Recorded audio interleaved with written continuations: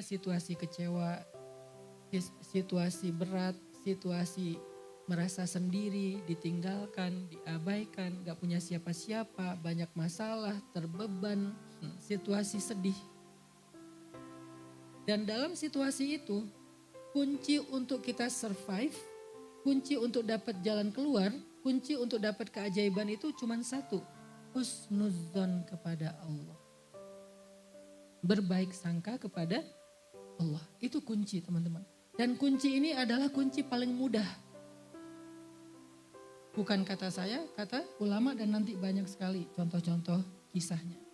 Ternyata yang paling mudah untuk kita mendapatkan kunci keajaiban dalam hidup itu yang paling mudah karena dia gak butuh effort banget adalah berbaik sangka kepada Allah. Sangat-sangat tidak butuh effort yang berlebihan. Sehingga dengan kita switch sedikit aja pikiran kita yang harus connect dengan, relate dengan hati kita. Gak boleh pikiran kita husnuzon tapi hati enggak. Pikiran bilang Allah baik kok, hati masa sih? Gak connect kan berarti gak relate ya.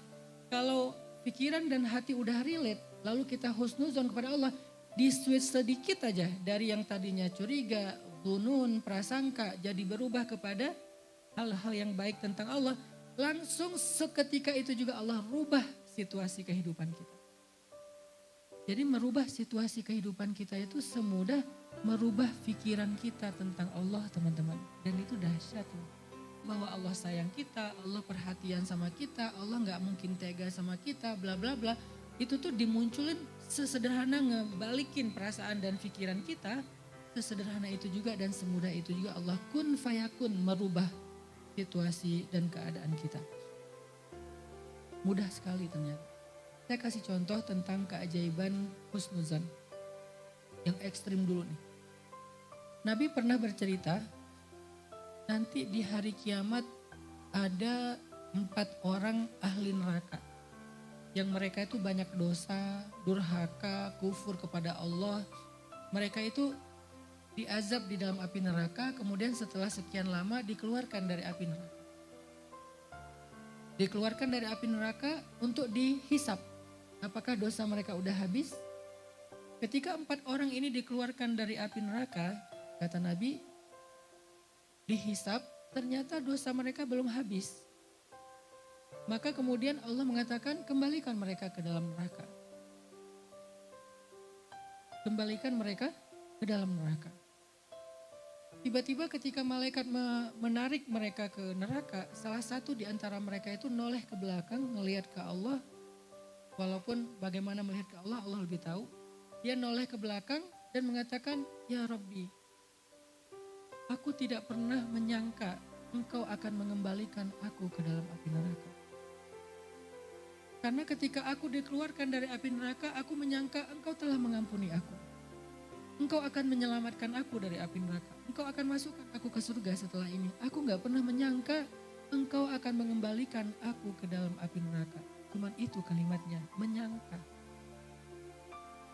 Maka kemudian Allah katakan kepada para malaikat, wahai para malaikat, benarlah hambaku, masukkanlah dia bersama 3 orang temannya ke dalam surga. Hanya dengan dia berbaik sangka kepada Allah, yang harusnya dia adalah ahli neraka, tiba-tiba Allah ganti menjadi ahli surga. Sesederhana itu merubah situasi seseorang. Dari ahli neraka langsung berubah menjadi ahli surga. Hidup kita seberat apapun bukan neraka. Gak seberat siksaan api neraka. Hidup kita itu hanya ujian-ujian, musibah-musibah yang kalau ditimbang dengan api neraka itu tuh gak ada apa-apanya. Bahkan bisa dibilang itu masih nikmat. Kalau api neraka aja Allah bisa ngerubah sekejap hanya dengan berbaik sangka kepada Allah, bagaimana lagi dengan hidup kita. Sehingga ketika dia bilang, ya Allah aku gak pernah nyangka engkau akan memasukkan aku lagi ke dalam api neraka. Gak pernah nyangka di sini bukan nuduh ya. Tapi dia menyampaikan isi pikiran dan hatinya. Aku gak nyangka ya Allah, karena aku pikir engkau telah mengampuni aku. Allah katakan aku mengampuni dia. Dan benarlah prasangka dia kepada aku, masukkan dia ke dalam surga karena ana inda dhanni abdi bi. Aku tergantung prasangka hamba kepada aku. Mudah kan bergaul sama Allah?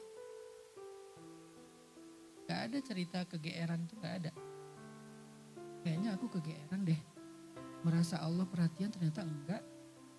Merasa Allah kayaknya sayang banget sama aku ternyata enggak. Gak ada cerita ke Allah tuh kegeeran kitanya tuh gak ada. Karena semakin baik prasangka kita kepada Allah, maka seperti itulah Allah kepada kita bahkan lebih. Kegeeran itu hanya muncul dalam bergaul dengan manusia. Dan seringnya memang kayak gitu. Memang kitanya aja yang GR. Aku kira dia baik sama aku kira dia bakal maafin aku kira ini kan zon, prasangka kan. Dan kita selalu aku kira yang baik-baik tentang orang lain. Dan seringnya, walaupun gak selalu, seringnya kecewa. Karena dia ternyata gak kayak gitu. Aku kira dia pengen nolongin aku, ternyata manfaatin.